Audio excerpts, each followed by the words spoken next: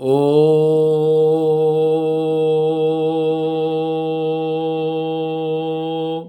नमः पार्वती पतये हर हर महादेव। वंदे देवोमापतिं सुरगुरुं वंदे जगत्कारणं वन्दे पन्नगभूषणं मृगधरं वन्दे पशूनां पतिं वन्दे सूर्यशशाङ्कवहनिनयनं वन्दे मुकुन्दप्रियं वन्दे भक्तजनाश्रयं च वरदं वन्दे शिवं शङ्करम्। भगवान देवाधिदेव महादेव शिव जी एवं माँ कामाख्या आदि शक्ति पराम्बा सभी का कल्याण करे, सबको प्रसन्न रखें, सबको सुखी रखें। 26 तारीख को शिवरात्रि है। शिवरात्रि के दिन में भी पूजा होता है, रात्रि काल में भी पूजा होता है। इसलिए खास करके शिवरात्रि के लिए यह विधान बताया गया है कि रात्रि काल में जो 4 पहर होते हैं वो 4 चीज़ से अभिषेक किया जाए तो सभी प्रकार के इच्छाओं की पूर्ति होती है। जैसे आप गेहूं चढ़ाते हैं तो गेहूं चढ़ाने का मतलब यह है कि आपके संतान सुख और समृद्धि की प्राप्ति होती है। तो उसी तरह से अगर लक्ष्मी की प्राप्ति चाहिए तो गन्ने का रस आप जो है सो चढ़ाएं, के द्वारा अभिषेक करें तो वो सर्वोपरि माना जाता है।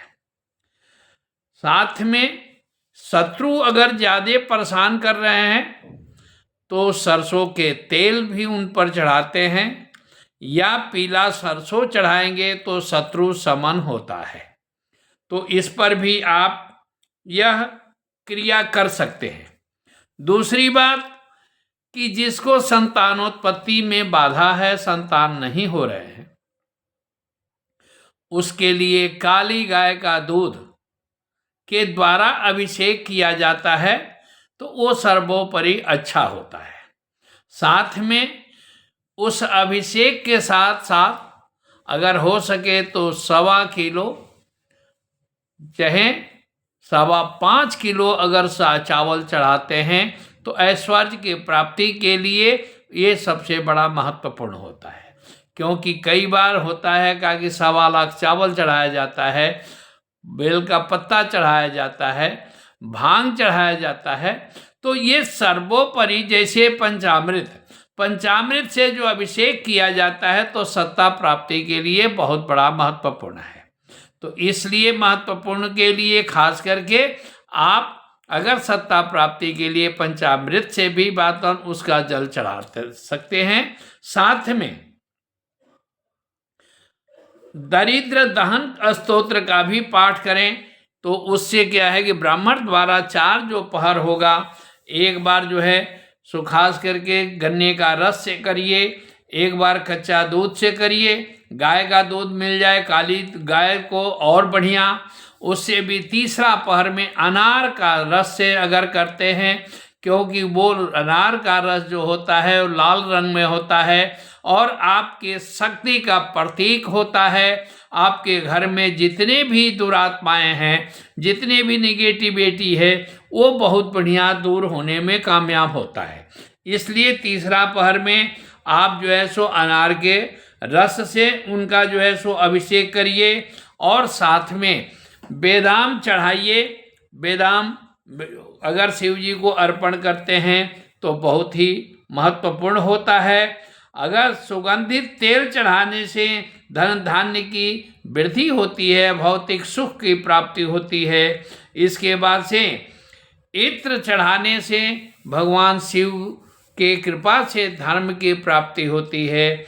अगर आपके परिवार में कोई रोग है, किसी को बीमारी है, ठीक नहीं हो पा रही है, उसके लिए आप काला तिल चढ़ाएं, सबसे बढ़िया सर्वोपरि इसका महत्वपूर्ण होता है। दूसरी बात यह है कि अगर आप उनको मलयागिरी चंदन से अगर उन पर चंदन चढ़ाते हैं चावल मिश्रित करके, तो आपके यहाँ जो है सो सम्मान की वृद्धि मिलती है।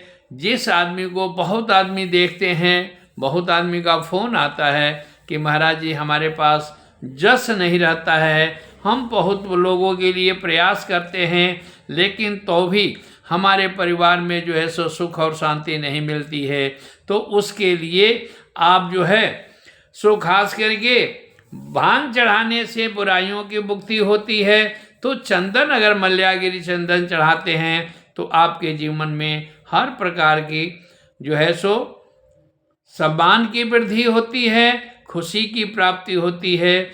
और केसर अगर चढ़ाते हैं तो केसर चढ़ाने से वैवाहिक जीवन में पति पत्नी का आपस में सामंजस्य नहीं है, पत्नी का प्यार ठीक से नहीं मिल पा रहा है या पति का आपस में प्यार ठीक नहीं हो रहा है, उसके लिए केसर चढ़ाएं तो आपके परिवार में बहुत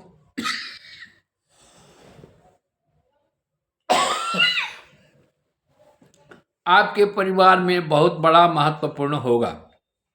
इसलिए आप इस पर काम कर सकते हैं। साथ में जैसे कि चावल आपको 1.25 लाख चढ़ाने के लिए बात हुई, वैसे बिल्वपत्र भी चढ़ाते हैं। बिल्वपत्र चढ़ाने से ये फल होता है कि भगवान शिव की असीम कृपा आप पर प्राप्त होती है।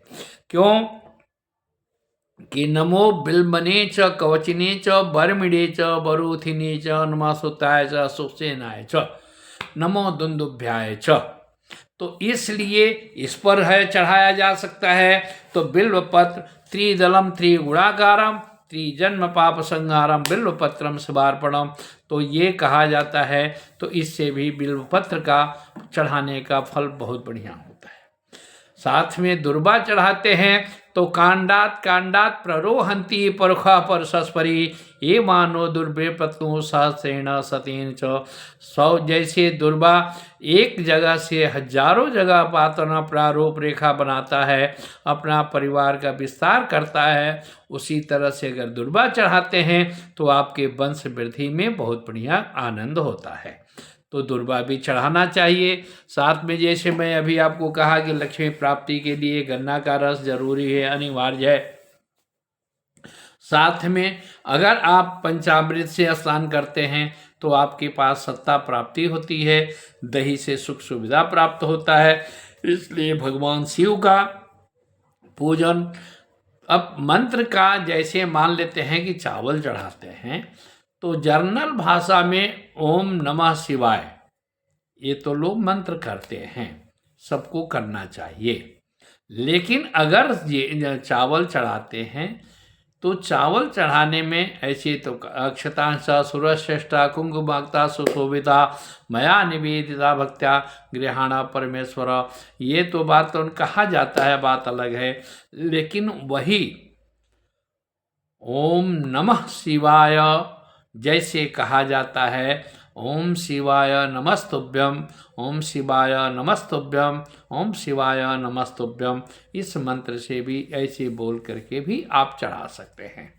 साथ में ओम ह्रौं जुंग सह, अगर किसी के परिवार में ज़्यादा ही अशांति है, ज़्यादा असुविधा है, कोई स्वस्थ नहीं रह रहा है, बहुत जगह का फ़ोन आता है कि महाराज जी कोई ऐसा उपाय बताएं कि हमारे घर में जो है सो कष्ट चारों तरफ से है, हमारे परिवार में अनेकों प्रकार के तकलीफ़ें हैं, दुख दूर नहीं हो पा रहा है, कष्ट निवारण नहीं हो पा रहा है।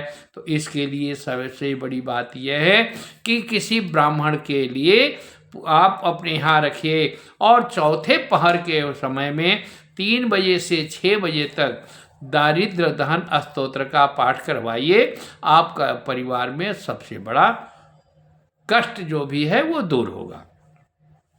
साथ में दूसरे पहर में जैसे रावणकृत आपका जो है सो शिव तांडव है, शिव तांडव को अगर दूसरे पहर में कराते हैं 9 बजे से 12 बजे तक, तो ये आपके लिए बहुत ही बड़ा महत्वपूर्ण होता है, बहुत बड़ा फल देता है।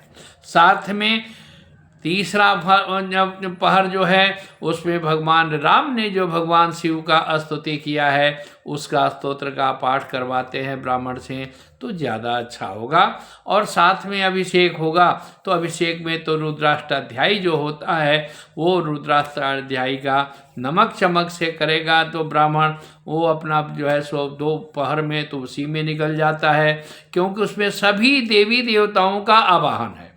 रुद्राष्टाध्यायी में जो है सो कोई बाकी नहीं है, भगवान विष्णु का भी है, सभी देवी देवताओं का है। तो इसलिए अभिषेक में तो खैर मंत्र जाप, आप मंत्र जाप करें। ब्राह्मण देवता जो है सो रुद्राभिषेक में अगर रुद्राभिषेक करवाते हैं, मंत्र का रुद्राष्टाध्यायी का पाठ करते हैं, वो सर्वोपरि आपके परिवार में सुख और शांति समृद्धि मिलती है। तो इसी तरह से भगवान शिव का जो है स्तुति करिए। और क्योंकि यह शिवरात्रि जो है सो साल में एक बार ही प्रधान माना जाता है, कारण है कि भगवान शिव पार्वती का सामंजस्य, भगवान शिव के लिए पार्वती का भी पूजन जो है सो बहुत बढ़िया महत्वपूर्ण रहा। तो बिल्वपत्र से उन्होंने पूजन किया, दुर्वा से पूजन किया, क्योंकि उन्होंने कई बार शिवरात्रि के दिन व्रत भी करना चाहिए। व्रत में आप फलाहार भी ले सकते हैं, अगर फलाहार ले करके जो है सो, क्योंकि पार्वती ने फलाहार में भी हुआ, दुग्धाहार में भी रहे हैं, इसलिए इस चीज़ को आप पूजा करें। और भगवती की कृपा से, भगवान देवाधिदेव महादेव की कृपा से आपके परिवार में सुख और शांति समृद्धि बनी रहे। साथ में 51 पीठ का और 12 ज्योतिर्लिंग का जो है सो यहाँ पर मंदिर का कार्यक्रम प्रारंभ हो चुका है। अगर आप उसमें सहयोग देना चाहते हैं तो उसमें आप संपर्क कर सकते हैं। और संपर्क में हमारा YouTube चैनल में जो है सो वो उसका नंबर भी है। और एक बार और नंबर मैं बोल देता हूँ, 9654571989। इस नंबर पर भी आप संपर्क कर सकते हैं और माँ भगवती की कृपा प्राप्त रहे। इसके बाद मैं शिवरात्रि के बाद जो है सो तंत्र मंत्र का जो भी प्रयोग होता है वो समाप्त करने के लिए या अपने परिवार में सुख शांति के लिए तो होली में भी बहुत बड़ा महत्वपूर्ण होता है।